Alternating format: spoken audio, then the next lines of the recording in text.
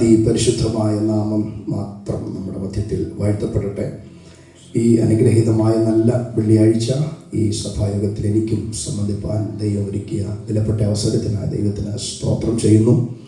ബഹുമാനായിരിക്കുന്ന കർത്താവിൻ്റെ ദാസൻ, മറ്റ് ഇന്ന് ഈ സഭായോഗത്തിൽ വന്നുകൂടിയ എല്ലാ ദൈവമക്കളും, സഹോദരന്മാർ, പ്രിയപ്പെട്ടവർ എല്ലാവരെയും കർത്താവിൻ്റെ നാമത്തിൽ എൻ്റെ സ്നേഹത്തെയും വന്ദനത്തെയും അറിയിക്കുന്നു. നിങ്ങളോടൊപ്പം ആയിരിക്കാൻ ദൈവം ഒരുക്കിയ അവസരം വലിയൊരു ഭാഗ്യമായി, ശുശ്രൂഷയിൽ അതൊരു ശ്രേഷ്ഠ പദവിയുമായി ഞാൻ കാണുകയാണ്.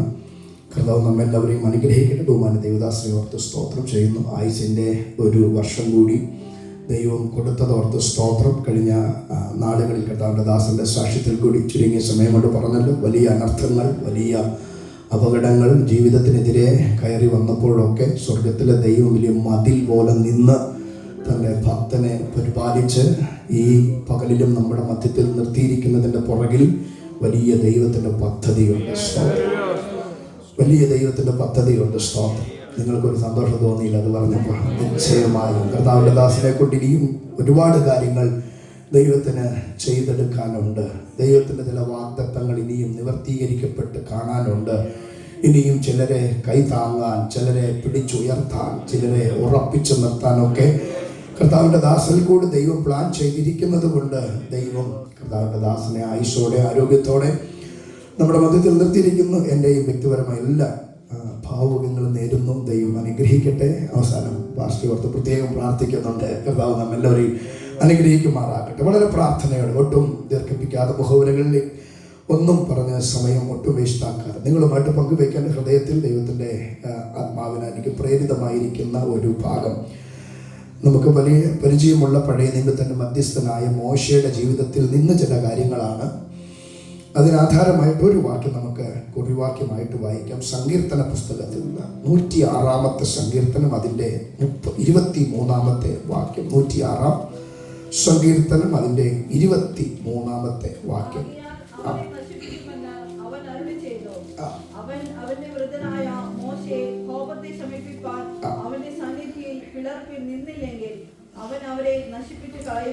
മതി. സ്തോത്രം. മോശയുടെ ജീവിതം വളരെ സംഭവബഹുലമായിരിക്കുന്ന ജീവിതമാണ്. മോശയുടെ വളർച്ച, മോശയുടെ ജനനം, ഇതെല്ലാം വളരെ സംഭവബഹുലമായിരുന്നു. സ്തോത്രം. മോശ ജനിക്കുമ്പോൾ മോശയ്ക്ക് വളരാനുള്ള ഒരു അനുവാദവും നിയമപരമായിട്ടില്ലായിരുന്നു എന്നാണ് വേദപുസ്തകം നമ്മളെ പഠിപ്പിക്കുന്നത്. അതുകൊണ്ടാണ് എബ്രായ ലേഖനം 11 അധ്യായത്തിൻ്റെ 24 വാക്യത്തിൽ ഇങ്ങനെയൊരു വാക്ക് കാണുന്നുണ്ട്: വിശ്വാസത്താൽ മോശ താൻ വളർന്നപ്പോൾ. മോശയെക്കുറിച്ച് മാത്രമാണ് നമുക്കറിയാമല്ലോ. വേദപുസ്തകത്തിൽ എത്രയോ പേര് ജനിച്ചതും വളർന്നതും ഒക്കെ നമുക്ക് കാണാൻ കഴിയുന്നുണ്ട്. അവരുടെയൊക്കെ ചരിത്രങ്ങളും അവരുടെ ജീവിതത്തിൻ്റെ ദൈവപ്രവൃത്തി എല്ലാം നമ്മൾ കാണുന്നെങ്കിലും മോശയെക്കുറിച്ച് എഴുതിയിരിക്കുന്നിടത്ത് മാത്രം കാണുന്ന ഒരു കാര്യമാണ്: മോശ വളർന്നത് വിശ്വാസത്താലാണ്. സ്തോത്രം. അങ്ങനെയാണെങ്കിൽ ദൈവമക്കളെ, ഞാൻ നിങ്ങളോട് ചിന്ത പറയാം. വിശ്വാസം ഉണ്ടെങ്കിൽ വളരാം. സ്തോത്രം. വളർത്താൻ ആരുമില്ലെന്നൊന്നും നമ്മൾ പരാതിപ്പെടേണ്ട. വിശ്വാസമുള്ളവനെ വളരുമാറാക്കുന്ന ഒരു ദൈവമാണ്. വിശ്വാസമുള്ളവനെ വളർത്തുന്ന ഒരു ദൈവമാണ്. ഏത് നിയമങ്ങളെതിരായാലും, ആരെല്ലാം പ്രതികൂലമായി നിന്നാലും, അതിൻ്റെയൊക്കെ നടുവിൽ അവരുടെയൊക്കെ കൺമുൻപിലിട്ട് തൻ്റെ ഭക്തനെ, തന്നിൽ വിശ്വസിച്ചവനെ, തന്നിൽ ആശ്രയിച്ചവനെ വളർത്തിയ ഒരു ദൈവമാണ് നാം സേവിക്കുന്ന ദൈവം. എത്രയോ അനുഭവങ്ങൾ ഒരുപക്ഷെ വ്യക്തിപരമായി നിങ്ങൾക്ക് പറയാൻ കാണും. വേദപുസ്തകത്തിൽ എത്രയോ ഭക്തന്മാരുടെ ചരിത്രം നമ്മൾ പരിശോധിച്ചാൽ അവരുടെ ഒക്കെ ജീവിതത്തിനകത്ത് ദൈവത്തിൻ്റെ സഹായം ലഭിച്ചത് നമുക്ക് കാണാനായിട്ട് കഴിയും. സ്തോത്രം. മോശയുടെ ജീവിതം എന്ന് പറയുന്നത് സംഭവബഹുലമായിരിക്കുന്ന ഒരു ജീവിതമാണ്. മോശയെ 3 ഘട്ടങ്ങളായിട്ടാണല്ലോ നമ്മൾ മോശയെ കാണുന്നത്.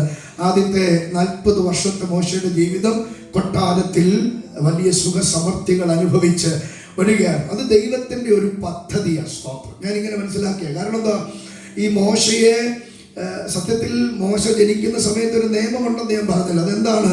എബ്രായ രക്തത്തിൽ പിറക്കുന്ന ആൺകുഞ്ഞുങ്ങളൊന്നും വളരാൻ പാടില്ല. അങ്ങനെ ഒരു നിയമം എഴുതി ഉണ്ടാക്കി വെച്ചിരിക്കുമ്പോൾ സ്വർഗത്തിലെ ദൈവം ഒരു തീരുമാനമെടുത്തു. എൻ്റെ പദ്ധതിയെ പൊളിക്കാൻ, എൻ്റെ ജനത്തിനെതിരായി നീ ഒരു നിയമം ഉണ്ടാക്കിയാൽ നിന്റെ ചെലവിൽ, നിന്റെ കൺമുൻപിലിട്ട് ഞാൻ എൻ്റെ പദ്ധതിയെ പൂർത്തിയാക്കും. ആ ദൈവത്തിന്റെ വെല്ലുവിളിയാണ് സത്യത്തിൽ മോശ കൊട്ടാരത്തിൽ വളരാൻ കാരണമായത്. സ്തോത്രം. അല്ലാണ്ട് പിന്നെ എന്താ, മോശ എവിടെയെങ്കിലും വളർന്നാ പോരായിരുന്നു?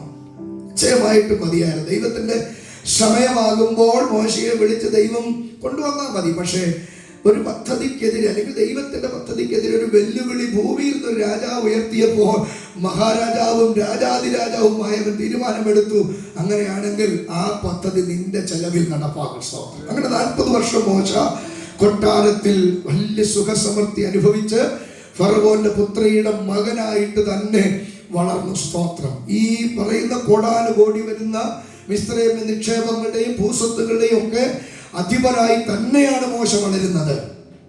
ഇനി ഇപ്പം നിലവിലിരിക്കുന്ന ആ ഫറവോ ചത്ത് നാട് നീങ്ങിയാൽ ആ സിംഹാസനത്തിലിരുന്ന് ഈ സാമ്രാജ്യത്തിന്റെ ഭരണചക്രം തിരിക്കേണ്ടവനാണ് ഈ മോശ.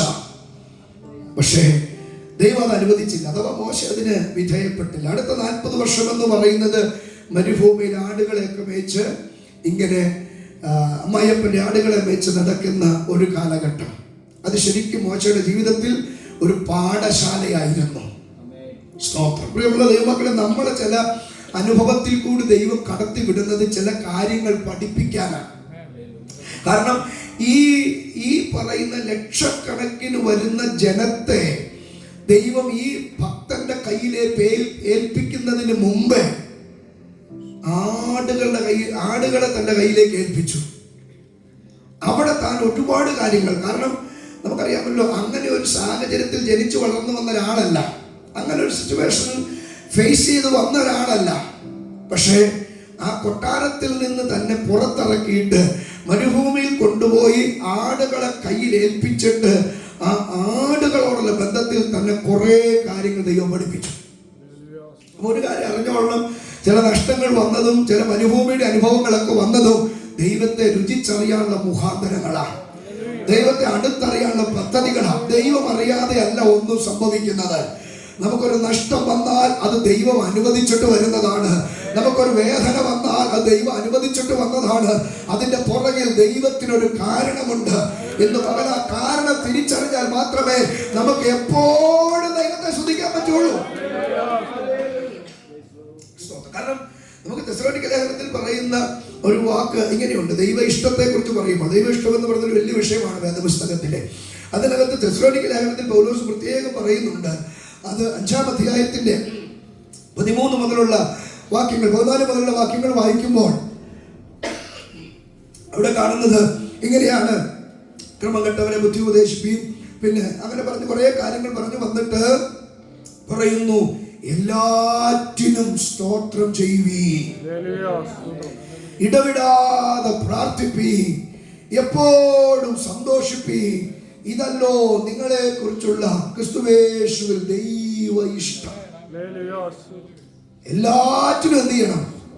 സ്തോത്രം ചെയ്യണം. നമുക്ക് നന്മ കിട്ടുമ്പോൾ മാത്രമല്ല, ചില നഷ്ടം വരുമ്പോഴും സ്തോത്രം ചെയ്യണം. അങ്ങനെ സ്തോത്രം ചെയ്യാൻ പറ്റണമെങ്കിൽ അതിന്റെ പുറകിലെ ദൈവത്തിന്റെ പദ്ധതി എന്തെന്ന് അറിയണം. കാരണം നമുക്ക് നഷ്ടം വരുത്തിയിട്ട് സന്തോഷിക്കുന്ന ദൈവമല്ല, നമ്മുടെ നഷ്ടത്തിൽ കൂടി നമ്മളെ ദൈവം അടുത്തറിയാനുള്ള പണി ഒരുക്കുകയാണ്. കാരണം നമുക്ക്, ഞാൻ പലപ്പോഴും പറയാറുള്ളത് പോലെ, നമുക്ക് ദൈവത്തെ അറിയണമെങ്കിൽ ദൈവം തന്നെ തന്നെ വെളിപ്പെടുത്തിയാലേ പറ്റുള്ളൂ, അല്ലേ? കാരണം ദൈവത്തെ നമ്മുടെ ഒന്നും ബുദ്ധിയിൽ ഒതുക്കാൻ പറ്റുന്ന ഒരാളല്ല. ആണോ? നിങ്ങൾ സന്തോഷമായിട്ടിരുന്നേ. നമ്മുടെ ബുദ്ധിയിൽ ഒതുങ്ങുന്ന ആളാണോ ദൈവം? അല്ല.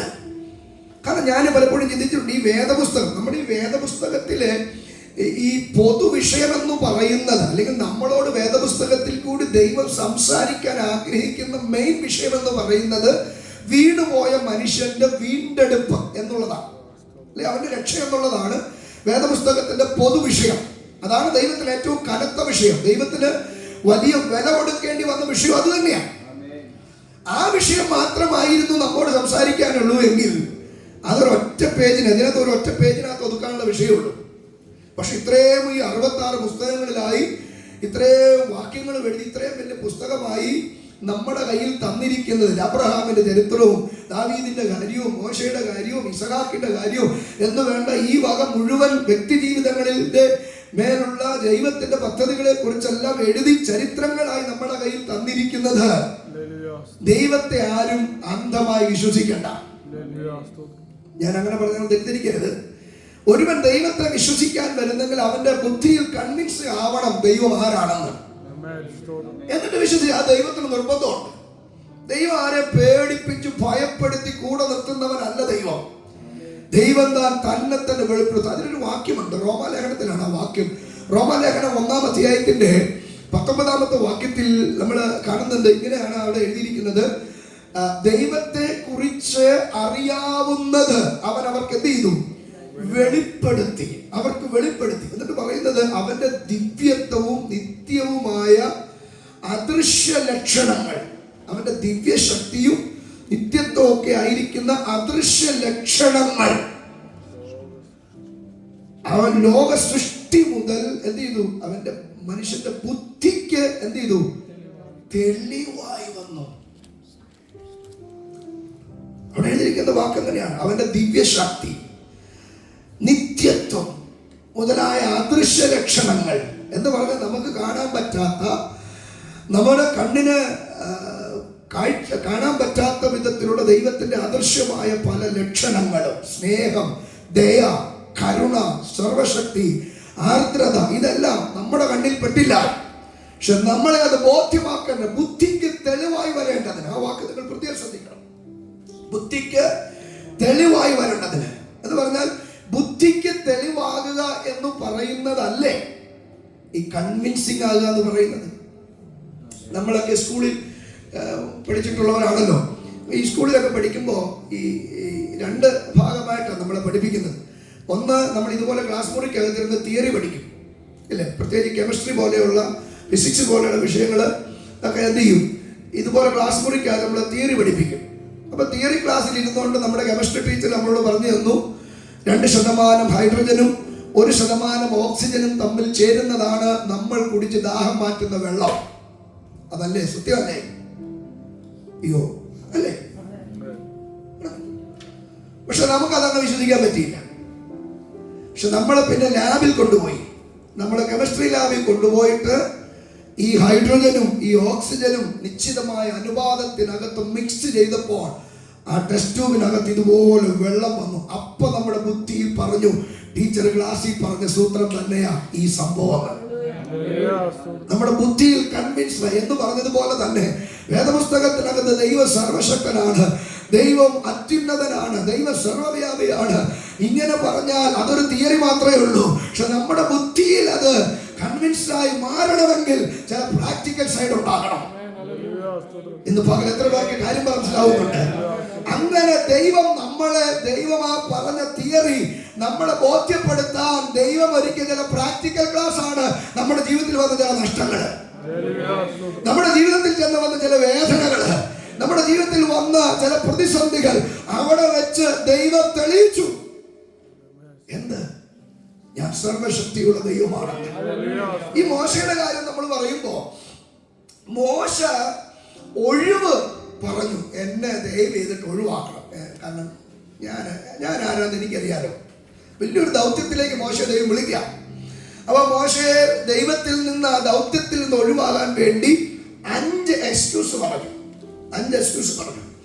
പുറപ്പാട് പുസ്തകത്തിനകത്ത് കാണാം നമുക്കത്. 3-ാം അധ്യായത്തിന്റെ 11-ാം വാക്യത്തിനകത്ത് ആദ്യം മോശ ദൈവത്തോട് പറഞ്ഞു, ഫറവോന്റെ അടുക്കൽ പോകാൻ ഞാൻ എന്തുള്ളൂ. ആ സിംപ്ലിസിറ്റി കേട്ടോ മനുഷ്യന്റെ. വലിയൊരു ദൗത്യം ദൈവം ഏൽപ്പിക്കുക, വലിയൊരു രാജാവിന്റെ മുമ്പിലേക്ക് ചെല്ലാൻ വേണ്ടി പറയുമ്പോൾ അത് ആരാ പറയുന്നത്? സാക്ഷാൽ സർവശക്തനായ ദൈവം പറയാ, ചെല്ലാൻ പറയാ. സ്വന്തം മോശ പറഞ്ഞു, ഞാൻ എന്തുള്ളൂ. അപ്പോ ദൈവം പറഞ്ഞു, ഞാൻ നിന്റെ കൂടെ ഇരിക്കാം, ഞാൻ നിന്റെ കൂടെ വരാം. മോശയ്ക്ക് ഭയങ്കര ധൈര്യമായി. ഇന്ന് പകൽ ഞാനത് പറയുമ്പോൾ ദൈവമോട് പറയേണ്ട, ഹൃദയത്തിൽ തിങ്ങി വരുന്ന ദൂതുണ്ട്. നീ ഒന്നുമല്ല, പക്ഷെ ദൈവം നിന്റെ കൂടെ നിൽക്കുമ്പോൾ നീ സകലത്തിന് തികഞ്ഞവനാണ്. ദൈവസന്നിധിയിൽ സമ്മതിക്കണം, ഞാൻ വലിയ പുള്ളിയാന്ന് പറയരുത്. ഈ പകൽക്കാലം ദൂത് കത്തി വരുന്നതുകൊണ്ട് പറയാം, ഞാൻ വലിയ സംഭവമാണെന്ന് പറഞ്ഞാൽ നടക്കില്ല. എന്നെ കൊണ്ട് കഴിയില്ല ദൈവമേ, ഞാൻ ഏതുമില്ല. ഈ വിഷയം പൂർത്തിയാക്കാം, ഈ ദൗത്യം പൂർത്തിയാക്കാം എനിക്ക് കഴിയത്തില്ല, ഞാൻ അപ്രാപ്യനാണെന്ന് നമ്മൾ സമ്മതിച്ച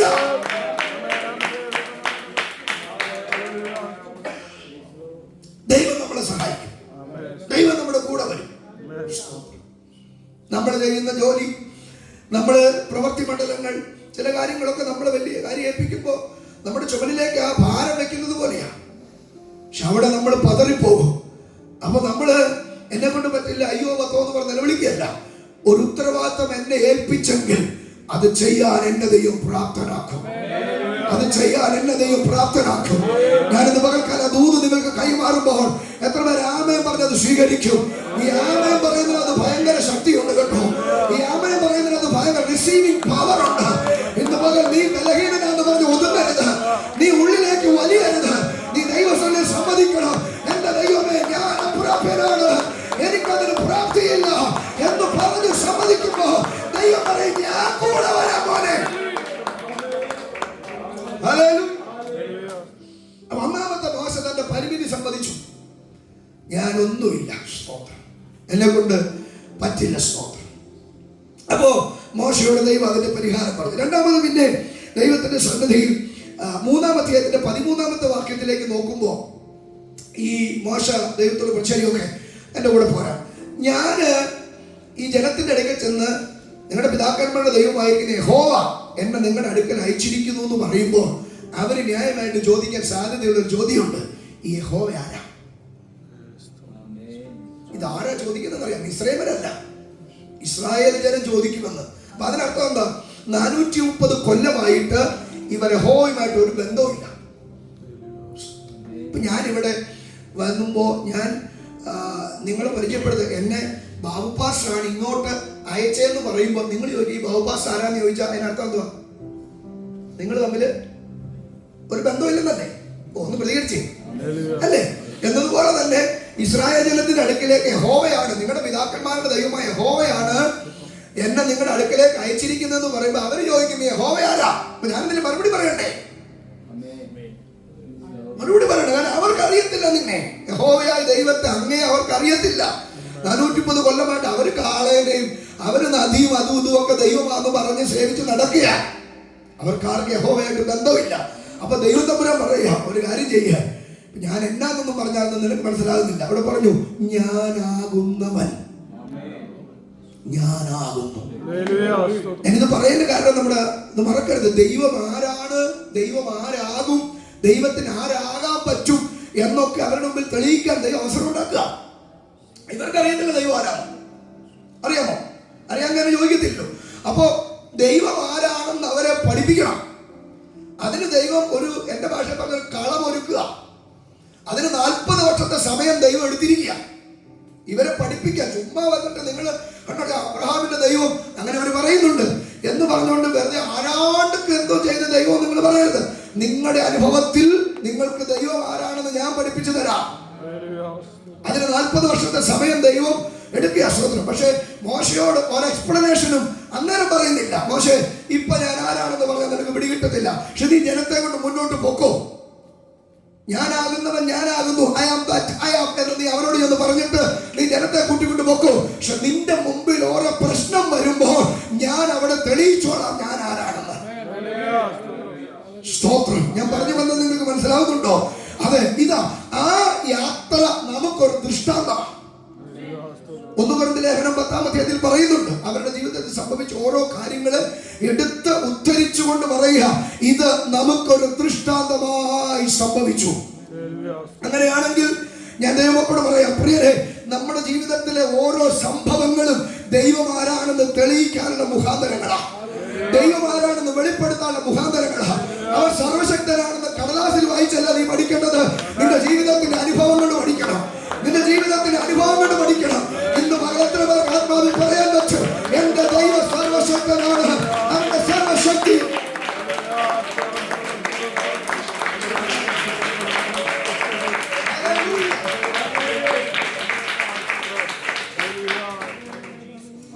അപ്പൊ നമ്മൾ ഒരിക്കലും ഒരു പ്രശ്നത്തെ നോക്കിക്കൊണ്ട് പരിഭവം പറയല്ല.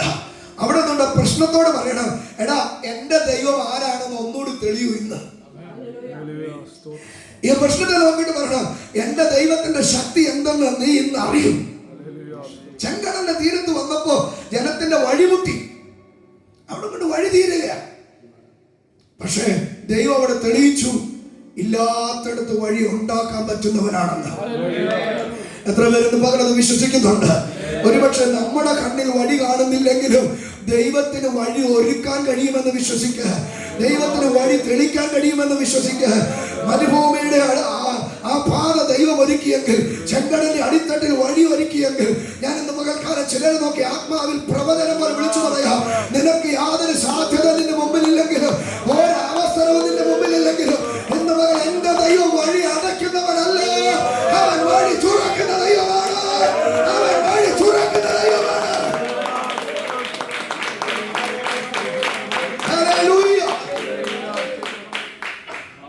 വെളിപ്പാട് പുസ്തകത്തിൽ വാക്യമുണ്ട്, ആരും അടയ്ക്കാതെ വണ്ണം തുറപ്പാൻ കഴിവുള്ളവൻ.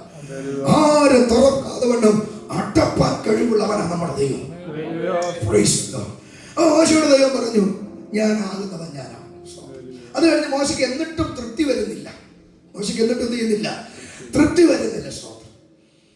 എന്നിട്ടും ദൈവം 4-ാം അധ്യായത്തിലേക്ക് വരുമ്പോൾ 1-ാം വാക്യത്തിൽ പറഞ്ഞു, അവരെന്നെ വിശ്വസിക്കില്ല ദൈവമേ, അവരെന്നെ വിശ്വസിക്കില്ല. അപ്പൊ ദൈവം പറഞ്ഞു, ഞാനൊരു 3 അടയാളം പറയാം. ഒന്ന്, നിന്റെ കയ്യിരിക്കുന്ന എന്താ? അപ്പൊ മോശ പറഞ്ഞു, ഒരു വടി. എന്താ? ഒരു വടി. അപ്പൊ നീ അവിടെ ചെന്നിട്ട് ജനത്തിന്റെ മുമ്പേ വെച്ചിട്ട് വേണം ഈ വടി താഴോട്ടിടണം. അത് പാമ്പാവും. എന്നിട്ട് നീ അതിന്റെ വല പിടിക്കണം. അത് വീണ്ടും വടിയാവും. സ്തോത്രം. ഒന്ന്. രണ്ടാമത്തെ കാര്യം, ഒരടയാളം കൂടി പറയാം. നിന്റെ കൈ നിന്റെ മാർവിടത്തിലേക്ക് ഇട്, എന്നിട്ട് പുറത്തേക്ക് എടുക്കുക. അതെന്താ? ഹിമം പോലെ വെളുത്ത് പുഷ്ടമുള്ളതായി തീർന്നു. ഓക്കെ, ഒന്നുകൂടി ഇട്ടേ. അതെന്തായി? അത് ശുദ്ധമുള്ളതായി തീർന്നു. ഓക്കെ, 2 അടയാളം. ഈ 2നും അവർ വിശ്വസിച്ചില്ലെങ്കിൽ ഒന്നുകൂടി കയ്യിൽ ഇരുന്നോട്ടെ, ഒന്നുകൂടി കയ്യിൽ വെച്ചോ. അതെന്താ? ഈ 2 കാര്യത്തിന് അവര് നോ പറഞ്ഞാൽ, അല്ലെങ്കിൽ അവർ അംഗീകരിച്ചില്ലെങ്കിൽ, ആ നദിയിലെ വെള്ളം കൊരിച്ച് കരയിൽ ഒഴിക്കണം. ആ കോരി ഒഴിച്ച വെള്ളം എന്തായി മാറും? രക്തമായിട്ട് മാറും. സ്തോത്രം. അപ്പൊ 3-ാമത്തെ മോശയുടെ പരിമിതി പറഞ്ഞപ്പോഴും ദൈവം പരിഹാരം പറഞ്ഞു. ദൈവം ചെയ്തു, പരിഹാരം പറഞ്ഞു. അത് കഴിഞ്ഞ് അവസാനം നമ്മൾ വായിക്കുമ്പോൾ 4-ാം അധ്യായത്തിന്റെ 10-ാമത്തെ വാക്യം കാണുമ്പോ പറയുന്നുണ്ട്. 4:10 പറയുന്നത് ഇങ്ങനെയാണ്, അപ്പോഴും മോശയ്ക്കൊരു എന്താ പറയുന്നത്, ഒരു ഉറപ്പ് വരുന്നില്ല.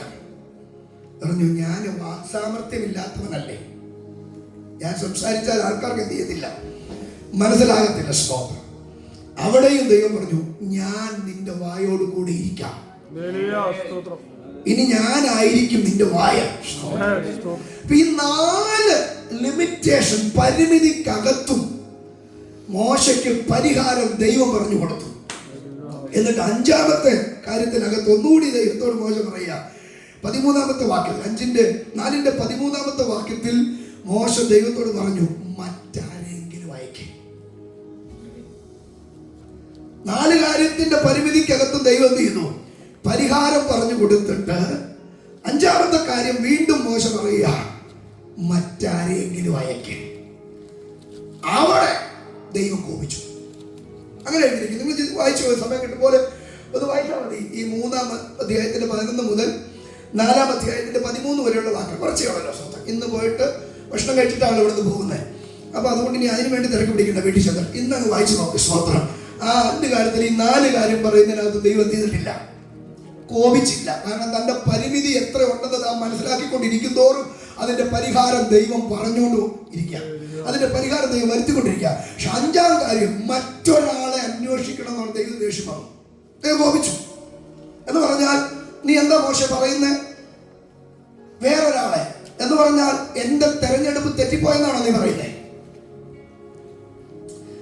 അത് ദൈവത്തിന്റെ തെരഞ്ഞെടുപ്പിനെതിരെയുള്ള ഒരു വെല്ലുവിളിയാണ് ആ വാക്ക്. ഞാൻ പറഞ്ഞത് മനസ്സിലാവുന്നുണ്ടോ? കാരണം ദൈവത്തിന്റെ തെരഞ്ഞെടുപ്പ് എന്ന് പറഞ്ഞത് നമ്മുടെ കഴിവൊന്നും നോക്കിയിട്ടൊന്നും അല്ല. കാരണം നമ്മൾ ഈ തെരഞ്ഞെടുപ്പിനെ കുറിച്ച് പറയുമ്പോൾ അതൊരു വലിയ വിഷയമാണ്. ദൈവം തെരഞ്ഞെടുത്ത് നമ്മുടെ കഴിവൊന്നും നോക്കിയിട്ടല്ല. കാരണം എന്നാ നമ്മളെ ദൈവം തെരഞ്ഞെടുത്തത്? ലോക സ്ഥാപനത്തിന് മുമ്പേ അവൻ നമ്മെ ക്രിസ്തുയേശുവിൽ തെരഞ്ഞെടുത്തു. അപ്പൊ നമ്മുടെ കഴിവൊക്കെ പുറത്തു വരുന്നതിന് മുമ്പേ എന്ത് ചെയ്തു? ദൈവം തെരഞ്ഞെടുത്തു. ഈ ലോകത്തിന്റെ തെരഞ്ഞെടുപ്പും ദൈവത്തിന്റെ തെരഞ്ഞെടുപ്പും തമ്മിലുള്ള വ്യത്യാസം എന്താണെന്നറിയാമോ? ലോകം ആദ്യം ആൾക്കാരെ വിളിക്കും. വിളിച്ചിട്ട് ഈ വിളി കേട്ട് വന്നവരുടെ കയ്യിൽ നിന്ന്, അല്ലെങ്കിൽ അവരിൽ നിന്ന് യോഗ്യന്മാരായ, മിടുക്കന്മാരായ, അവരുടെ കാര്യത്തിന് ഉപയോഗിക്കാൻ കൊള്ളാമെന്ന് കഴിവ് തെളിയിക്കപ്പെട്ടവരെ ലോകം തെരഞ്ഞെടുക്കും. അതല്ലേ ലോകം ചെയ്യുന്നത്? പട്ടാളത്തിലേക്ക് ആളെ എടുക്കാതിരിക്കട്ടെ, മിലിറ്ററി സർവീസിലേക്ക് ആളെ വേണം. അപ്പൊ അവരാദ്യം എന്ത് ചെയ്യും? അവരുടെ ഗസറ്റിനകത്ത് തന്നെ നോട്ടിഫിക്കേഷൻ പബ്ലിസിറ്റി ചെയ്യും. അതാണ് കഴിയുമ്പോഴത്തേനും അതിന് യോഗ്യത ബേസിക് ക്വാളിഫിക്കേഷൻ ഉള്ള ആൾക്കാരും അവർ അപേക്ഷ അയക്കും. അയക്കുമ്പോൾ അവരെന്ത് ചെയ്യും? ഇന്റർവ്യൂവിന് വിളിക്കും. അപ്പൊ മിനിമം യോഗ്യത ഉള്ളവരല്ലേ അപേക്ഷ അയക്കത്തുള്ളൂ. അപ്പൊ അവർക്ക് 1000 പേരെ മതി. ഒരു 10,000 പേര് എന്ത് ചെയ്തു? അപേക്ഷ അയച്ചു. അപ്പൊ ഈ 10,000-ൽ നിന്ന് 1000-ത്തെ സോർട്ട് ഔട്ട് ചെയ്യാൻ വേണ്ടിയിട്ട് അവരെന്ത് ചെയ്യും? അവര് ഇതിനകത്ത് ഏറ്റവും ബെസ്റ്റ് ആയിട്ടുള്ളവരെ ടെസ്റ്റ് ചെയ്യും. അതിനവർ ഓടിക്കും, നെഞ്ചളവും പൊക്കവും ഇതൊക്കെ അറിയാം എടുക്കും. അത് കഴിഞ്ഞ് പിന്നെ ഓട്ടം ചാട്ടം വലിയ പരിപാടിയാണ്. ഇതെല്ലാം കഴിഞ്ഞ ഈ 10,000 പേരിൽ നിന്ന് ഏറ്റവും മിടുക്കന്മാരായ, ഏറ്റവും ക്വാളിറ്റിയുള്ള, ഏറ്റവും ശ്രേഷ്ഠന്മാരായ 1000 പേരെ തെരഞ്ഞെടുക്കും. അവരെ അപ്പോയിന്റ്മെന്റ് ചെയ്തു. അതല്ലേ ലോകത്തിന്റെ രീതി. പക്ഷെ ദൈവം അങ്ങനെയല്ല. ദൈവം ലോകസ്ഥാപനത്തിന് മുമ്പേ നമ്മളെ തെരഞ്ഞെടുത്തു. അപ്പൊ നമുക്ക് ഒരു കഴിവും അന്നില്ലല്ലോ, അല്ലേ? ലോകസ്ഥാപനത്തിന് മുമ്പ് നമ്മളില്ലല്ലോ. പക്ഷെ നാം ദൈവത്തിന്റെ കാഴ്ചപ്പാടിലുണ്ട്. ദൈവത്തിന്റെ കണ്ണിൽ ആരുണ്ട്? ഞാനെന്ന വ്യക്തിയുണ്ട്. കാരണം നിങ്ങളൊരു വാക്യം വായിച്ചിട്ടില്ലേ? 139-ാം സങ്കീർത്തനത്തിനകത്ത് ഞാൻ പിണ്ടാകാരമായിരുന്നപ്പോൾ നിന്റെ കണ്ണ്, വളരെ സ്പെസിഫിക് ആയിട്ടുള്ള നിന്റെ കണ്ണ് എന്നെ കണ്ടു. അല്ലാണ്ട് while I was unformed stage എഴുതിയിരിക്കുന്നു. ഞാനൊരു പിണ്ടാകാരം അൺഫോംഡ് സ്റ്റേജ്, ഒരു രൂപമില്ലാതിരുന്ന അവസ്ഥയിൽ ദൈവം എന്ത് ചെയ്തു? നിന്റെ കണ്ണ് എന്നെ കണ്ടു. ഒരു അൺഫോംഡ് സ്റ്റേജ്, ഒരു ബ്ലാക്ക് സ്പോട്ട് പോലെ എന്തോ കണ്ടെന്നാണോ? മനസ്സിലാകുന്നവർക്കായി ഞാൻ സ്വന്തം ചെയ്യാം എന്ന് പറഞ്ഞാൽ, നമ്മളൊരു അൺഫോംഡ് സ്റ്റേജിൽ ഇരുന്നപ്പോൾ ലോക സ്ഥാപനത്തിന് മുമ്പേ തന്നെ ദൈവത്തിന്റെ കണ്ണിൽ എന്നെ കണ്ടിരുന്നു. എത്ര പേരെന്ന് പകലത് വിശ്വസിക്കുന്നുണ്ട്? എന്നെ കേൾക്കുന്ന പ്രിയപ്പെട്ടവരെ, അങ്ങനെ ദൈവം എന്നെ കണ്ടത് കൊണ്ട് ഇന്ന് പകൽ ഞാൻ ഇതിനകത്ത് വന്നത്. അങ്ങനെ ദൈവം അന്നെ കണ്ടത് കൊണ്ട് ഇന്ന് പകൽ ഞാൻ ഇതിനകത്ത് വന്നത്. ആ തെരഞ്ഞെടുപ്പ് അന്ന് നടന്നത് കൊണ്ട് ഞാൻ ഇത് കൃപയ്ക്കകത്ത് വന്നത്.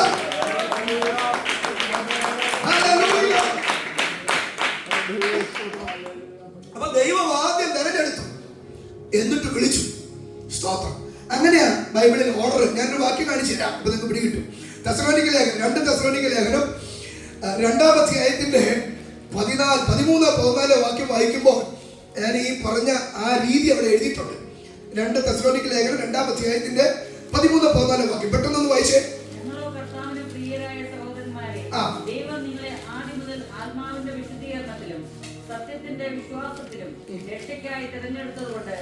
തെരഞ്ഞെടുപ്പും പർപ്പസും ദൈവം വെളിപ്പെടുത്തി. ആദ്യം മുതൽ എന്ത് ചെയ്തു? ദൈവം തെരഞ്ഞെടുത്തു. ദൈവം തെരഞ്ഞെടുത്തു. ഇനി അടുത്ത തെരഞ്ഞെടുത്തുകൊണ്ട് നിങ്ങൾ നിമിത്തം ദൈവത്തെ എപ്പോഴും സ്തുതിപ്പാൻ കടപ്പെട്ടിരിക്കുന്നു.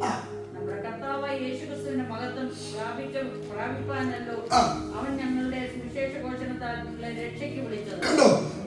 നിങ്ങളെ തെരഞ്ഞെടുത്തു എന്ന് പറഞ്ഞിട്ട് പിന്നെ പറയാണ്, ഞങ്ങളുടെ സുവിശേഷ ഘോഷണത്താൽ നിങ്ങളെ വിളിച്ചു. അപ്പൊ 2 വാക്യങ്ങളെ ചേർത്ത് കണക്ട് ചെയ്തൊന്ന് ചിന്തിച്ചാൽ എങ്ങനെയാ? ലോക സ്ഥാപനത്തിന് മുമ്പേ ദൈവം നമ്മളെ തെരഞ്ഞെടുത്തു. ആ തെരഞ്ഞെടുത്തു എന്നുള്ള വിവരം നമ്മളെ അറിയിച്ചത് സുവിശേഷത്തിൽ കൂടിയാണ്. അപ്പൊ സുവിശേഷീകരണം എന്ന് പറയുന്നത് ദൈവത്തിന്റെ തെരഞ്ഞെടുപ്പിന്റെ ഭാഗമാകാൻ നിങ്ങൾക്കും കൂടി ദൈവം അവസരം തന്നിട്ടുണ്ട് എന്നുള്ള ക്ഷണക്കഥ. പ്രിയരെ, അങ്ങനെ ആരെങ്കിലും സുവിശേഷം പറഞ്ഞ് കേട്ടല്ലേ നമ്മൾ ഈ ദൈവകർമ്മയ്ക്കകത്ത് വന്നത്, അല്ലേ? അപ്പൊ നമുക്ക് നമ്മുടെ ലോകസ്ഥാപനത്തിന് മുമ്പേ ദൈവം തെരഞ്ഞെടുത്ത് കഴിഞ്ഞ് നമുക്ക് ജനിച്ചു. നമ്മൾ ഈ ഭൂമിയിൽ ജനിച്ച് ചിന്തിക്കാനും തീരുമാനമെടുക്കാനും ഒക്കെയുള്ള വിവേകവും പ്രാപ്തിയും ആയപ്പോൾ നമ്മുടെ നാട്ടിൽ ഒരു സുവിശേഷയോഗം നടന്നു, അല്ലെങ്കിൽ ഒരു ഉപദേശി നമ്മുടെ വീട്ടിൽ വന്നു, അല്ലെങ്കിൽ ഒരു സുവിശേഷകനെ ദൈവം നമ്മുടെ നാട്ടിൽ പറഞ്ഞു വിട്ടു. അദ്ദേഹം വന്നൊരു പ്രവർത്തനം തുടങ്ങി. അദ്ദേഹത്തിൽ കൂടി നമ്മൾ സുവിശേഷം കേട്ടു, നമ്മൾ സത്യം അറിഞ്ഞു, നാം ദൈവത്തിലേക്ക് വന്നു എന്ന് പറഞ്ഞാൽ ലോകസ്ഥാപനത്തിന് മുമ്പേ തെരഞ്ഞെടുപ്പിന്റെ ഭാഗമാക്കി ദൈവം നമ്മളെ അന്ന് തീർത്തു. നിങ്ങളുടെ മുഖം കണ്ടിട്ട് നിങ്ങൾക്ക് അതങ്ങ് സഹിക്കാൻ പറ്റുന്നില്ലെന്നോ? അതാണ് സത്യം. ബൈബിൾ അത് പറയുന്നു. നമ്മളെ ദൈവം തെരഞ്ഞെടുത്തു. നമ്മുടെ അതുകൊണ്ട് എന്തിനാ അങ്ങനെ തെരഞ്ഞെടുത്തു? ഇപ്പം ഞാൻ മുമ്പേ പറഞ്ഞതുപോലെ ഇപ്പൊ ഈ 1000 പേര് 10000 പേര് അപ്ലൈ ചെയ്തിട്ട് അതിൽ നിന്ന് 1000 പേരെ സെലക്ട് ചെയ്തു. ബാക്കി 9000 പേര് റിജക്ട് ചെയ്യപ്പെട്ടു. ഇല്ലേ? മുമ്പേ പട്ടാളക്കാരുടെ കാര്യം പറഞ്ഞല്ലോ. ഈ 9000 പേർ റിജക്ട് ചെയ്യപ്പെട്ടു. ഇപ്പൊ ഈ അകത്ത് കയറിയ അല്ലെങ്കിൽ സെലക്റ്റഡ് ആയ ഈ 1000 പേര് ഈ തിരിച്ചു പോകുന്ന 9000 പേരെ നോക്കിയിട്ട് ധൈര്യത്തോടെ പറയാം, നിങ്ങളെക്കാൾ പലതുകൊണ്ടും ഞങ്ങൾ ബെറ്റർ ആയതുകൊണ്ട് ഞങ്ങൾ അകത്തും നിങ്ങൾ പുറത്തുമായത്. പറയാൻ പറ്റത്തില്ലേ? പറയാം. പക്ഷെ ഈ ദൈവസന്നിധിയിൽ അങ്ങനെ പറയാൻ പറ്റൂല. ഈ പുറത്തേക്ക് നിന്നേക്കാളും വലിയ പുള്ളി ആയതുകൊണ്ട് ഞാനെന്ന് പറയാൻ പറ്റത്തില്ല. കാരണം നമ്മൾ പുള്ളി ആവുന്നതിന് മുമ്പ് നമ്മളെ തെരഞ്ഞെടുത്തല്ലോ. അതുകൊണ്ടാ പറയുന്നത്, ഒരു ജഡവും അവന്റെ സന്നിധിയിൽ പ്രശംസിക്കാതിരിക്കേണ്ടതിന്. നമുക്ക് ദൈവസന്നിധിയിൽ ഒരു വലിപ്പവും കാണിക്കാനില്ലെന്നേ. നമ്മുടെ കുടുംബമോ നമ്മുടെ പാരമ്പര്യമോ നമ്മുടെ വിദ്യാഭ്യാസമോ നമ്മുടെ ധനമാഹാത്മ്യമോ നമ്മുടെ മാസം സാലറിയോ ഇതൊന്നും കണ്ടല്ല ദൈവം തെരഞ്ഞെടുത്തത്. ഇതൊക്കെ നിന്റെ കയ്യിൽ വരുന്നതിന് മുമ്പ് എന്നെയും നിന്നെയും ദൈവം തെരഞ്ഞെടുത്തു കഴിഞ്ഞു. അതുകൊണ്ട് ഇവിടെ ആർക്കും ദൈവത്തെ പ്രശംസിക്കാൻ വായില്ല. ചിലര് പറയും ഞങ്ങൾ വലിയ കുടുംബക്കാരായതുകൊണ്ട് നമ്മൾ ഈ കുടുംബമാകുന്നതിന് മുമ്പ് തമ്പുരാൻ നമ്മളെ സെലക്ട് ചെയ്ത് കഴിഞ്ഞു.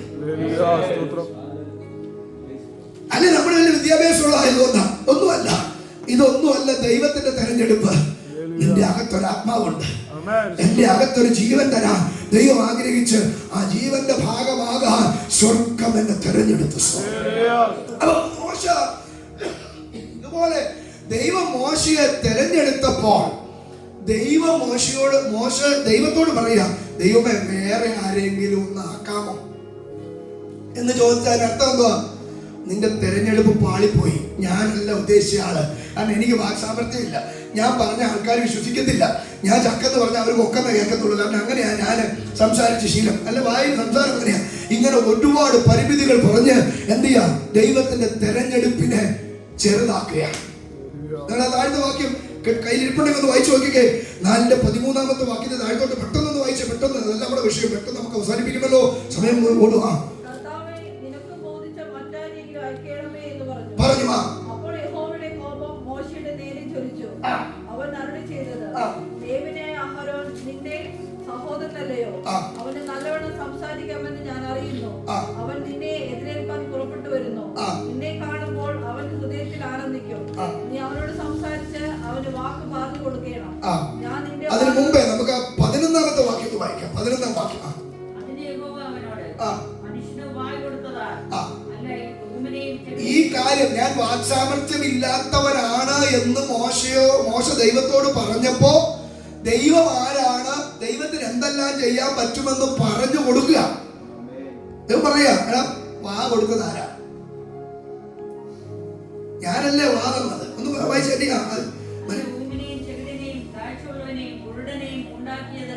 ആര്?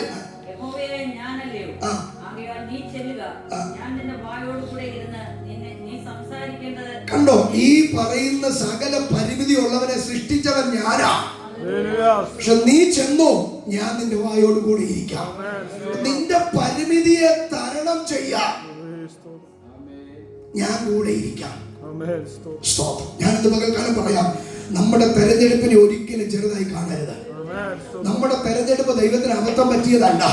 നിന്നെ ദൈവം തെരഞ്ഞെടുത്തിട്ടുണ്ടെങ്കിൽ, എന്നെ ദൈവം തെരഞ്ഞെടുത്തിട്ടുണ്ടെങ്കിൽ ദൈവത്തിന്റെ പദ്ധതി എന്നിൽ കൂടി പൂർത്തിയാക്കാനുള്ള പ്രാപ്തിയും ദൈവത്തിനുണ്ട്. അങ്ങനെ മോശ ഒഴിവുകളൊക്കെ പറയാൻ നോക്കി, പക്ഷെ ദൈവം വിടാതെ പിടിച്ചു. പക്ഷെ മോശയുടെ പ്രിവിലേജ് നമ്മൾ അറിയണം. മോശയുടെ ആ ജീവിതത്തിന്റെ മഹത്വം എന്താണ്? കാരണം മോശ വേണ്ടെന്ന് വെച്ച ചെറിയ കാര്യമൊന്നുമല്ല ആണോ. വിശ്വാസത്താൽ മോശ താൻ വളർന്നപ്പോൾ പാപത്തിന്റെ തൽക്കാല ഭോഗങ്ങളെക്കാൾ ദൈവത്തോടു കൂടി കഷ്ടം അനുഭവിക്കുന്ന തെരഞ്ഞെടുത്തു. അടുത്ത വാക്ക് പറയുന്നത്, പ്രതിഫലം നോക്കിയത് കൊണ്ട് ഫറവോന്റെ പുത്രിയുടെ മകനെന്ന് വിളിക്കപ്പെടുന്ന എന്ത് ചെയ്തു? നിരസിച്ചു. ഫറവോന്റെ പുത്രിയുടെ മകനെന്ന് വിളിക്കപ്പെടുന്നത് നിരസിച്ചു, വേണ്ടെന്ന് വെച്ചു. നിങ്ങളൊന്ന് ഇരുന്നൊന്ന് ചിന്തിക്കണം. ഈ വേണ്ടാന്ന് വെച്ചത് ചെറിയ കാര്യമൊന്നുമല്ല. കോടിക്കണക്കിന് രൂപ വരുന്ന ആ സ്വത്തുക്കളുടെ മുഴുവൻ അധിപൻ, ഇസ്രായേൽ രാജ്യത്തെ ഭരിക്കാനുള്ള സിംഹാസനം എന്ന് വേണ്ട ഭയങ്കര ഭാഗ്യകരമായ ലോകത്തിന്റെ കാഴ്ചപ്പാടിലുള്ളതാണ് എന്ത് ചെയ്തത്? പുള്ളി വേണ്ടെന്ന് പറഞ്ഞത്. അപ്പൊ അത് വേണ്ടെന്ന് പറഞ്ഞപ്പോൾ തനിക്ക് ദൈവം ചില പ്രിവിലേജ് കൊടുത്തു. അതിനകത്ത് ഒരെണ്ണമാണ് നമ്മളിപ്പോൾ വായിച്ചപ്പോൾ വാക്യത്തിനകത്തുള്ള 106 സങ്കീർത്തനത്തിന്റെ 23-ാമത്തെ വാക്യം. അവരെ നശിപ്പിക്കുമെന്ന് ദൈവം അരുളി ചെയ്തപ്പോൾ ആ മോശയുടെ പദത്തോട് ചേർത്തൊരു വാദം കാണുന്നുണ്ട്. തൻ്റെ വൃതനായ മോശ, അങ്ങനല്ലേ, തൻ്റെ വൃതനായ മോശ പിളർപ്പിൽ നിന്നില്ലായിരുന്നെങ്കിൽ അവൻ അവരെന്ത് ചെയ്യുമായിരുന്നു? നശിപ്പിക്കുമായിരുന്നു. ശരിക്കും പറഞ്ഞാൽ വൃതൻ എന്നൊക്കെ പറയുന്നത് ഒത്തിരി വിശദീകരണം ആവശ്യമുണ്ടെന്ന് എനിക്കറിയാം. നമുക്ക് പുതിയ നിയമത്തിലും ആ വാക്ക് കാണാം. പത്രോസ് ലേഖനത്തിൽ 1 പത്രോസ് 1-ാം അധ്യായത്തിൽ 1 മുതൽ വായിക്കുമ്പോൾ അവിടെ എഴുതിയിട്ടുണ്ട്. പൊന്തോസിലും ഗലാത്യയിലും കപ്പദോക്കിയിലും ആസിയയിലും ബിഥുന്യയിലും ഒക്കെ ചിതറി പാർക്കുന്ന വിശുദ്ധന്മാരും യേശുവിന്റെ രക്തത്താൽ കളിക്കപ്പെടുവാനുമായ വൃദ്ധന്മാർക്ക് എഴുതുന്നത് എന്നാ പറയുന്നത്. നമ്മളെ എങ്ങനെ പറയുന്നത്?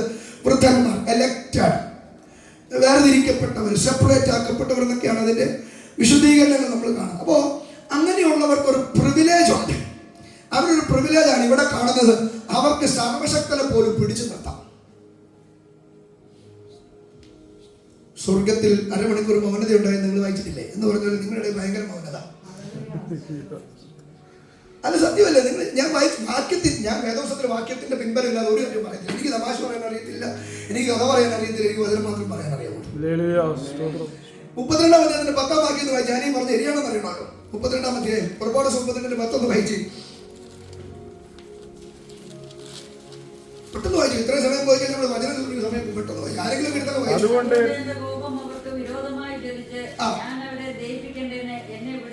കണ്ടോ? മുകളിലോട്ടുള്ള വാക്യങ്ങളൊക്കെ വായിച്ചു വന്നെങ്കിലാണ് അതിന്റെ മുകളിലെ വാക്യങ്ങളൊക്കെ വായിച്ചു വരുമ്പോഴാണ് ഇതിന്റെ സംഭവം ഇവിടെ പിടികിട്ടത്തുള്ളൂ. അത് നമുക്കറിയാം. എന്ന് പറഞ്ഞാൽ മോശയെ ദൈവം പർവ്വതത്തിന്റെ മുകളിലേക്ക് വിളിച്ചു ഈ കൽപ്പലകയിൽ പ്രമാണം എഴുതി കൊടുക്കാൻ വേണ്ടി. 40 ദിവസമായിട്ട് മോശ ഇപ്പൊ എവിടെയാ? ദൈവത്തിന്റെ അടുക്കൽ പർവ്വതത്തിന്റെ മുകളിൽ ഇരിക്കുക. അപ്പോൾ ഇന്നത്തെ പോലെ ഞാനിവിടെ ഉണ്ട് സുഖമായിരിക്കുന്നു പറഞ്ഞ് കത്തെഴുതാൻ SMS അയക്കാനുള്ള സംവിധാനമൊന്നുമില്ല, വാട്സാപ്പില്ല, ഒരു സംവിധാനമില്ല. അപ്പോൾ മോശ പോയിട്ട് എങ്ങോട്ട് പോയത് അവർക്ക് അറിയത്തില്ല. അപ്പോൾ കുറച്ച് ദിവസം അവർ വെയിറ്റ് ചെയ്തിട്ട് മോശയെ കാണുന്നില്ല. അപ്പോൾ അങ്ങനെ വന്നപ്പോൾ അവർ തീരുമാനം എടുത്തു, മോശ അങ്ങോട്ട് പോയെന്നാൽ ഇനി വരുമില്ല, ആർക്കടുത്ത്. പക്ഷേ ഞങ്ങളുടെ മുമ്പിൽ നിന്നൊക്കെ ഞങ്ങൾക്ക് ഒരു ദൈവം വേണം. അപ്പോൾ അഹരോനോട് പറഞ്ഞപ്പോൾ അഹരോൻ എന്ത് ചെയ്തു? അഹരോനെ കാതിലെ കൊടുക്കുന്ന കൊല്ലം മേടിച്ചിട്ട് എന്ത് ചെയ്തു? ഒരു കാളക്കുട്ടി ഉണ്ടാക്കി മുമ്പിൽ നിർത്തിയിട്ട് പറഞ്ഞാൽ ഇസ്രായേൽ നിങ്ങളെ കൊണ്ടുവന്ന ദൈവമാണ്. അപ്പോൾ സർവശക്തനായവനെ പുല്ല് തിന്നുന്ന കാളയോട് സമനാക്കിയത് ദൈവത്തിന് സഹിക്കാൻ പറ്റിയില്ല. അത് ആ പ്രശ്നത്തിൽ ദൈവം കോപിച്ച് ദഹിപ്പിക്കാൻ വേണ്ടി ഇറങ്ങി വരിക. ദഹിപ്പിക്കാൻ വേണ്ടി ഇറങ്ങി വരുന്ന സമയത്ത് മോശ അതിനിടയ്ക്ക് പിളർപ്പിൽ നിന്നു. എന്ന് പറഞ്ഞാൽ ഈ ദൈവത്തിനും ഈ ജനത്തിനും ഇടയിൽ മോശ നിന്നിട്ട് തടുത്തു പിടിച്ചേരുക. അവിടെ ഇതിന്റെ വാക്ക് കണ്ടോ? എന്നെ വിട. ഒരു വാക്കില്ലേ? എന്നെ വിടുക. ഇത് ആര് പറയുക? സർവശക്തനായ ദൈവം മോശയോട് പറയാ, നീ എന്നെ വിട്, ഞാൻ അവരെ വെറുതെ വിടത്തില്ല. നിന്നെ ഞാനൊരു ജാതിയാക്കാം. നമ്മൾ തമ്മിൽ പ്രശ്നമില്ല, പക്ഷെ അവരെ എനിക്ക് എന്ത് ചെയ്യാൻ പറ്റത്തില്ല. അവരെ അവിടെ എനിക്ക് പൊറുക്കാൻ പറ്റത്തില്ല. അവരെ ഞാൻ വെറുതെ വിടത്തില്ല. അതിന് മോശയോട് ദൈവം പറയാം, റിക്വസ്റ്റ് ചെയ്യുന്ന പറയാം, എന്നെ നീ വിട്. അപ്പൊ നിങ്ങൾക്ക് എന്ത് മനസ്സിലായി? ഞാൻ ചോദിക്കട്ടെ, മോശയുടെ കായികമായ ആരോഗ്യത്തിന്റെ മുമ്പിലാണോ ദൈവം ഒതുങ്ങി നിന്നിട്ട് പറയുന്നത്? മോശയെ പിടിച്ച് ദൈവം എന്ത് ചെയ്തു? നമ്മൾ ഈ പിള്ളേരൊക്കെ ചിലപ്പോൾ കൊച്ചു പിള്ളേരൊക്കെ എല്ലാ സമയത്ത് ഇപ്പൊ എന്റെ മോളൊക്കെ ഞാൻ പോകുമ്പോഴത്തേനും എന്നെ ഒരു വട്ടം പിടിച്ചിട്ട് പപ്പനെ ഞാൻ വിടത്തില്ല എന്നൊക്കെ പറയും. അപ്പൊ അങ്ങനെ നമ്മളിങ്ങനെ മിണ്ടാതെ അന്നപ്പം നീ കുറെ നേരം പിടിച്ചോണ്ട് നിൽക്കുന്നത് നമുക്ക് അവളെ കുതിരി മാറി എറിഞ്ഞു കളയാൻ പറ്റാത്തതുകൊണ്ടല്ല, അവരുടെ ഇഷ്ടങ്ങൾക്കും അവരുടെ സന്തോഷത്തിന് നമ്മളങ്ങ് വിധേയപ്പെട്ട് ചുരുങ്ങുക അല്ലേ? നമ്മൾ കൈ പിടിച്ചൊക്കെ മാറ്റിയാൽ മാറി വീഴാനല്ലേ ഉള്ളൂ. നമ്മുടെ കുഞ്ഞ്, എന്റെ കുഞ്ഞിന് 7 വയസ്സായി, അവള് കുഞ്ഞിച്ചിയുടെ കുഞ്ഞാണെന്നപ്പോ തന്നെ വട്ടം പിടിക്കും, പപ്പ വിടത്തില്ല എന്നൊക്കെ പറഞ്ഞ് കുസ്തി കളിക്കും. അപ്പൊ അങ്ങനെ കുസ്തി പിടിക്കാൻ നമ്മൾ സമ്മതിക്കുന്നതിന്റെ കാരണം അവരുടെ സന്തോഷത്തിന് വേണ്ടിയാണ്. ഇവിടെ ഈ മോശ വന്നിട്ട് ദൈവത്തെ വിടാതെ പിടിച്ചേക്കുക. അപ്പോ എന്നെ വിടെന്ന് റിക്വസ്റ്റ് ചെയ്യുന്നത് മോശയുടെ ആരോഗ്യത്തിന് മുമ്പിൽ ദൈവം ചുരുങ്ങിപ്പോയതല്ല, അവന്റെ വ്രതത്തിന്റെ മുമ്പിൽ, അവന്റെ ഉത്തരവാദിത്വത്തിന്റെ മുമ്പിൽ, അവന്റെ മധ്യസ്ഥയുടെ മുമ്പിൽ, അവന്റെ വിശ്വസ്തതയുടെ മുമ്പിൽ ദൈവത്തിന് ഒരാടി പോലും മുന്നോട്ട് പോകാൻ പറ്റുന്നില്ല. ഇന്ന് പകൽ എന്നെ കേൾക്കുന്ന പ്രിയപ്പെട്ടവരെ, നമ്മളെ ദൈവം തെരഞ്ഞെടുത്തിരിക്കുന്നത് ഇതുപോലെ ചിലർക്ക് വേണ്ടി ഇടിവിൽ നിൽക്കാനാ, ഇതുപോലെ ചിലർക്ക് വേണ്ടി ഇടിവിൽ നിൽക്കാനാ. ഇന്ന് പകൽ ആത്മാവിൽ നിങ്ങൾക്കൊരു നിയോഗം കൈമാറുകയാ. ചില തകരുന്ന ജീവിതങ്ങളെ കണ്ട്, ചില നശിക്കുന്നവരെ കണ്ട്, ചില വ്യവസ്ഥ വിട്ട് നടക്കുന്നവരെ കണ്ട്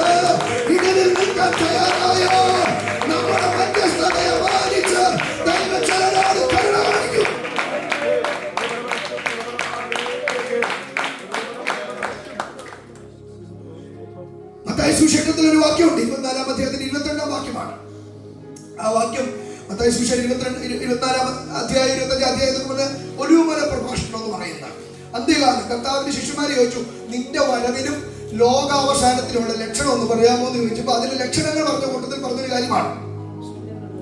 ഇപ്പൊ അത് സംഭവിക്കുന്ന കാര്യമല്ല, പക്ഷെ അതിൽ നിന്നൊരു ദൂതുള്ളത് ഞാൻ പറയാം. വേദപുസ്തകത്തിൽ ഏത് വാക്കിനും ഒരു ആനുകാലിക ദൂതുമുണ്ട്, ഒരു ഭാവികാല നിവൃത്തിയുണ്ട്.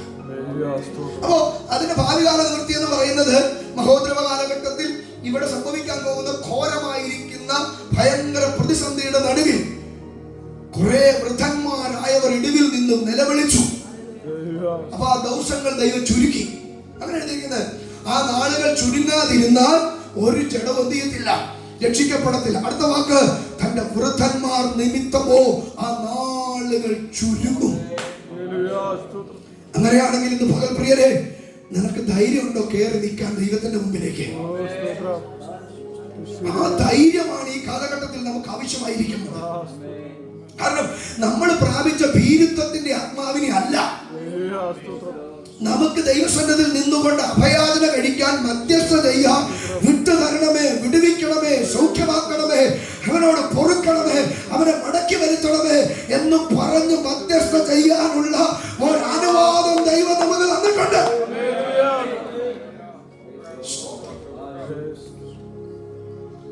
പണ്ട് ഈ നെബൂഖദ്നേസർ രാജാവ് ഒരു സ്വപ്നം കണ്ടു.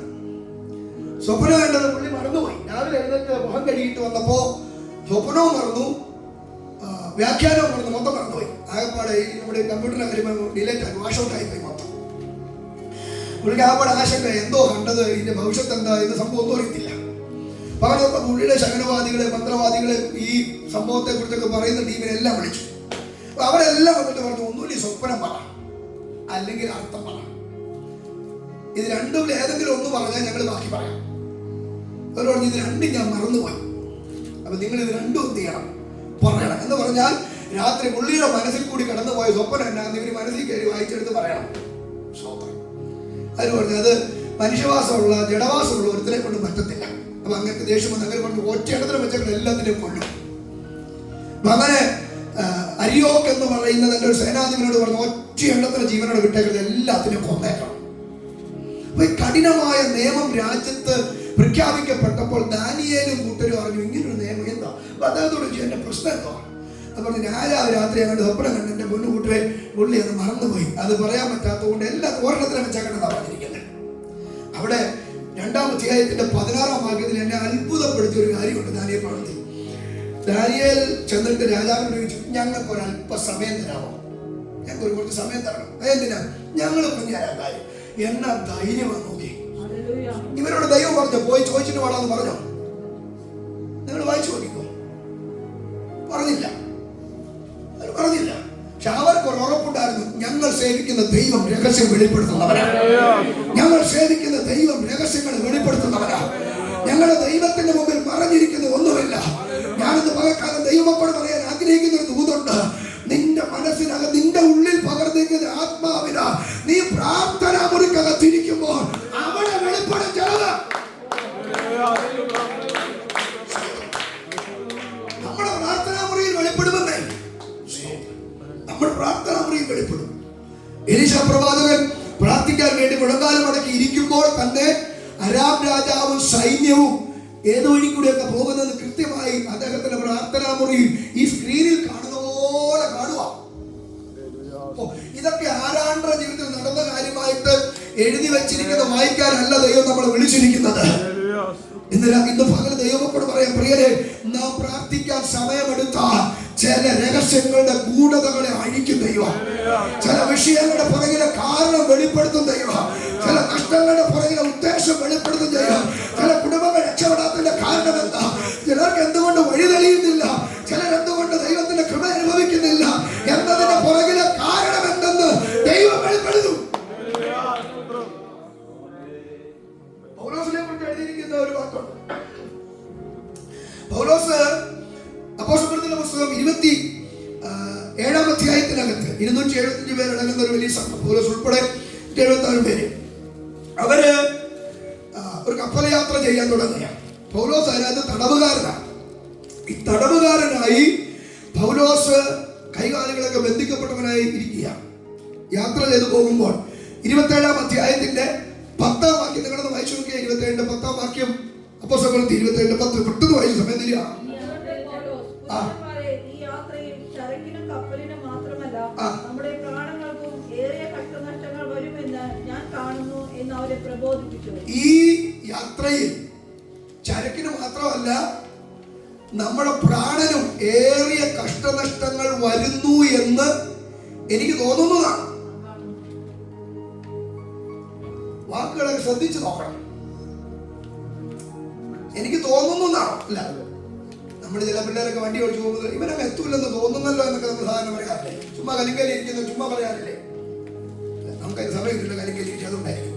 നാട്ടിലൊക്കെ ആൾക്കാർ ചില പിള്ളേരെ കണ്ടല്ലോ, ഈ ഇപ്പോഴത്തെ പുതിയ ബൈക്കൊക്കെ ഉണ്ടല്ലോ, അതെന്ന് പറഞ്ഞാൽ കൈ കൊടുത്താൽ തന്നെ 100-120 കിലോമീറ്റർ സ്പീഡിലാണ് പോകണം. നമ്മുടെ നാട്ടിലോട്ട് ഇവിടെയൊക്കെ പിന്നെ കുഴപ്പമില്ല, കാരണം നോക്കിയാൽ 10 കിലോമീറ്റർ കാണാം, അതുകൊണ്ട് പിന്നെ അത്ര സ്പീഡിൽ പോയി കുഴപ്പമില്ല. നാട്ടിൽ അങ്ങനെയല്ല. നാട്ടിലൊക്കെ അങ്ങനെ പോയി കഴിഞ്ഞാൽ ചിലപ്പോൾ ആൾക്കാർ പറഞ്ഞത് തെറ്റില്ല എന്ന് പറഞ്ഞതുപോലെ പോക്ക് കണ്ടപ്പോൾ തോന്നിയതാണോ? അല്ല, ഞാൻ കാണുന്നു എന്നാണ് എഴുതിയിരിക്കുന്നത്. അപ്പൊ അതിനർത്ഥം 274 പേര് കാണാത്തത് എന്തോ പൗലോസ് കാണുന്നുണ്ട്. കാരണം ആ 274 പേരുടെ അകത്തില്ലാത്ത ഒരു ആത്മാവ് ആരുടെ അകത്തിരിപ്പുണ്ട്? പൗലോസിന്റെ അകത്തിരിപ്പുണ്ട്. ആ ആത്മാവല്ലേ നമ്മുടെ അകത്തുള്ളത്? ആ ആത്മാവല്ലേ നമ്മുടെ അകത്തുള്ളത്?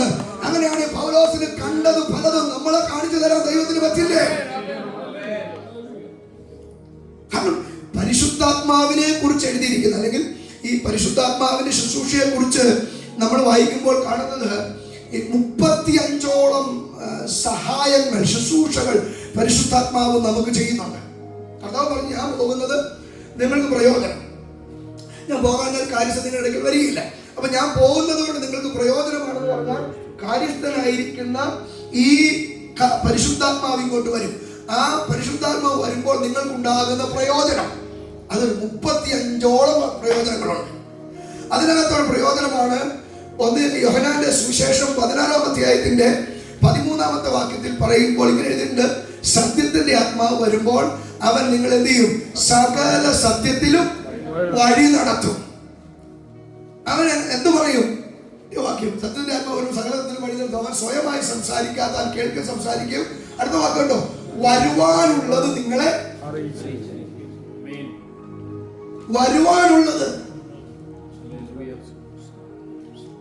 എന്ന് പറഞ്ഞാൽ നാളെ എന്ത് വരുമെന്ന് ഇന്ന് നമുക്ക് അറിയത്തില്ല. പക്ഷെ അത് ഇന്ന് ആത്മാവിൽ പ്രാർത്ഥിച്ചാൽ ദൈവം കാണിച്ചു തരും. നാളെ ഒരു പ്രശ്നമുണ്ട്, അധികം പ്രാർത്ഥിക്കണം. അതുകൊണ്ടാണ് കർത്താവ് പറഞ്ഞു, അതൊരു പ്രാവചനിക നിവർത്തി ആ വാക്യത്തിലുണ്ട്. ലൂക്കോസ് സുവിശേഷത്തിൽ എഴുതിയിരിക്കുന്ന ഒരു വാക്ക് നിങ്ങൾക്കറിയാമല്ലോ, ഈ സംഭവിപ്പാൻ ഇരിക്കുന്നതൊക്കെയും ഒഴിഞ്ഞു പോകുവാൻ, മനുഷ്യപുത്രന്റെ മുമ്പിൽ നിൽക്കാൻ നിങ്ങൾ പ്രാപ്തരാകേണ്ടതിന് സദാകാലവും ഉണർന്നും പ്രാർത്ഥിച്ചും കൊണ്ടിരിപ്പീൻ. അതിനർത്ഥം പ്രാർത്ഥിക്കുന്നവന്റെ പ്രാർത്ഥനാ മുറിക്കകത്ത് സംഭവിക്കാനിരിക്കുന്ന പലതും ദൈവം വെളിപ്പെടുത്തും. നാളെ സംഭവിക്കാനിരിക്കുന്നത്, നിന്റെ കുടുംബത്തിനെതിരെ പിശാച് ഒരുക്കുന്ന പല തന്ത്രങ്ങളും ദുഷ്ടൻ ഒരുക്കിക്കൊണ്ട് വരുന്ന കെണികളൊക്കെ ഇന്നേ ദൈവാത്മാവ് വെളിപ്പെടുത്തിയിട്ട് അതിനെ ഇന്നേ ഒഴിഞ്ഞു പോകാൻ തക്കവണ്ണം, വഴിമാറി പോകാൻ തക്കവണ്ണം, റൂട്ട് തിരിഞ്ഞു പോകാൻ തക്കവണ്ണം സ്വർഗത്തിലെ ദൈവം നമുക്ക് ആത്മാവിനാൽ വെളിപ്പെടുത്തി തരും. അപ്പോ ദൈവത്തിന്റെ പരിശുദ്ധാത്മാവിനെ നമുക്ക് തന്നിരിക്കുന്നത്, നമ്മൾ പാട്ടുപാടി സഭാഹോളിനകത്തിരുന്ന് പാട്ടുപാടി അതിന്റെ അവസാനത്തെ വരി പാടുമ്പോൾ അതിന് അറ്റത്തെ പിടിച്ചിട്ട് എന്റെ അന്യഭാഷ പറയാനല്ല, ഒരുപാട് പരിപാടികൾ ആത്മാവിന് നമ്മൾ ചെയ്യാനുണ്ട്. അതിനകത്തൊരു പ്രധാനപ്പെട്ടതാണ് നാളെ എന്ത് സംഭവിക്കുമെന്നുള്ളത്. ഞാൻ പറഞ്ഞത്, ദൈവം നടത്തുന്ന വഴിയിൽ ദൈവഹിതത്തിന്റെ രീതിയിൽ നമ്മുടെ ജീവിതത്തിൽ സംഭവിക്കുന്ന സംഭവങ്ങളുണ്ട്. അതിന്റെ ഉത്തരവാദിത്വം ദൈവത്തിനുള്ളതാണ്. ആ നഷ്ടം നികത്താനും ആ നഷ്ടം മാറ്റിത്തരാനും അതിനകത്ത് എന്തു വന്നാലും പോരായ്മയൊക്കെ പരിഹരിക്കാൻ ദൈവത്തിന് കഴിയും. പക്ഷേ ദുഷ്ടൻ നമ്മളെ അപായപ്പെടുത്താൻ ചില കെണികളെ ഒരുക്കും. അതിനെ ഒഴിഞ്ഞു പോകാൻ, അതിനെ കവച്ചു വെച്ച് നമ്മളെ ബാധിക്കാതെ കടന്നു പോകാൻ ദൈവം ഇന്നേ നമ്മൾക്ക് എന്ത് ചെയ്യും? ബോധ്യം തരും. ഇന്നേ നമുക്കതിന് ധൈര്യം തരും. അതുകൊണ്ട് ദൈവത്തിന്റെ സന്നിധിയിൽ ഒരു വലിയ നിയോഗം നമ്മുടെ മേലുണ്ട്. പ്രാർത്ഥന. പ്രാർത്ഥന. എത്ര പേര് പകൽക്കാലം അതിന് തയ്യാറാകും? പ്രാർത്ഥനയുടെ ടൈം കൂട്ടണം. എനിക്ക് നിങ്ങളോട് പറയാം, ഞാൻ ഇന്ന് രാവിലെ ഈ ശുശ്രൂഷയ്ക്ക് വേണ്ടി പ്രാർത്ഥിച്ചൊരുങ്ങുമ്പോൾ ദൈവം എന്നെ ഭരമേൽപ്പിച്ചൊരു ചിന്ത, പ്രാർത്ഥനയുടെ സമയം കൂട്ടണം. നമ്മൾ വെട്ടിച്ചുരുക്കുന്ന ആകപ്പാടെയുള്ള കാര്യം എന്തേ ഉള്ളൂ? അല്ലേ? സത്യമല്ലേ? നമ്മൾ വെട്ടിച്ചുരുക്കിയത് എന്താ? പ്രാർത്ഥനയുടെ സമയമാണ്. പ്രാർത്ഥനയുടെ സമയം നമ്മൾ ചുരുക്കുന്നതനുസരിച്ച് പ്രശ്നങ്ങൾ കൂടുന്നുണ്ട്. പ്രാർത്ഥിക്കുന്നവന് പ്രശ്നം ഇല്ലെന്നല്ല, പക്ഷെ പ്രാർത്ഥിക്കുന്നവന് പ്രശ്നം ഒരു പ്രശ്നമല്ല. കണ്ണടയ്ക്കാൻ നമുക്കൊരു നിമിഷം ദൈവത്തോട് പ്രാർത്ഥിക്കാം. എത്ര പേര് ഹൃദയം കൊണ്ട് തീരുമാനമെടുക്കും? നിങ്ങളുടെ ജോലി, നിങ്ങളുടെ അധ്വാനം, നിങ്ങളുടെ തിരക്കിട്ട ജീവിതം, ഇതെല്ലാം ഞാൻ ഈ 10-15 വർഷം കൊണ്ട് കണ്ടോണ്ടിരിക്കുക. പക്ഷെ ഒരു കാര്യം നമ്മൾ അറിയണം, പ്രാർത്ഥനയിൽ നമ്മൾ ഉഴപ്പ് കാണിച്ചാൽ, പ്രാർത്ഥനയിൽ നമ്മൾ ഉത്തരവാദിത്വമില്ലാത്തവരായി തീർന്നാൽ അതിന്റെ റിസൾട്ട് ഗൗരവമായിരിക്കും. പ്രാർത്ഥന മറ്റൊരാളെ ഭരമേൽപ്പിക്കേണ്ട കാര്യമല്ല. മറ്റുള്ളവർ നമുക്ക് വേണ്ടി പ്രാർത്ഥിക്കുന്നവരാണ്, മറ്റുള്ളവര് നമ്മളെ പ്രാർത്ഥനയിൽ വഹിക്കുന്നവരുമാണ്. പക്ഷേ അതിനകത്ത് നമ്മുടെ ഒരു ഭാഗമുണ്ടെന്ന് നാം തിരിച്ചറിയണം. നമ്മുടെ ഒരു ഭാഗമുണ്ടെന്ന് നാം തിരിച്ചറിയണം. ഇന്ന് പകൽ ഒരു തീരുമാനം, ദൈവമേ ഒരു 10 മിനിറ്റ് കൂടി എൻ്റെ പ്രാർത്ഥനാ സമയം എൻ്റെ പ്രൈവറ്റ് ടൈമിൽ നിന്ന് വെട്ടിച്ചുരുക്കി, എൻ്റെ പ്രൈവറ്റ് ടൈമിൽ നിന്ന് വെട്ടിച്ചുരുക്കി. ഒത്തിരി ഒന്നും ദൈവം ചോദിക്കുന്നില്ല, ഇതിന്റെ പരിമിതി ദൈവം അറിയുന്നുണ്ട്. പക്ഷേ ഇന്ന് പകൽ 10 മിനിറ്റ് ദൈവസന്നിധിയിൽ ഇടിവിൽ നിൽക്കാൻ, ഒരു 10 മിനിറ്റ് മധ്യസ്ഥ ചെയ്യാൻ തയ്യാറായ അതിന്റെ റിസൾട്ട് വരുന്ന ദിവസങ്ങൾ ഉണ്ടാകും. ഈ വർഷം തീരാൻ 10-45 ദിവസം കൂടി ഉള്ളത് എനിക്ക് തോന്നുന്നു. അത് ചില ദിവസങ്ങൾ കഴിയുമ്പോൾ 2024 നമ്മളെ വിട്ട് കടന്നു പോകും. 25 വരെ ഇങ്ങനെ ഓരോന്ന് വന്നും പോയി നിൽക്കാനല്ല. കർത്താവ് വരാറായി. നമ്മൾ ലൂക്കോസ് സുവിശേഷത്തിൽ കാണുന്ന വാക്ക്, മനുഷ്യപുത്രന്റെ മുമ്പിൽ നിൽക്കാൻ നമ്മൾ പ്രാപ്തരാകണം. അതിന് കർത്താവ് പറഞ്ഞത്, സദാകാലം ഉണർന്നും പ്രാർത്ഥിച്ചു കൊണ്ടിരിപ്പി. ഉണർന്നിരിക്കുക, പ്രാർത്ഥിക്കുക.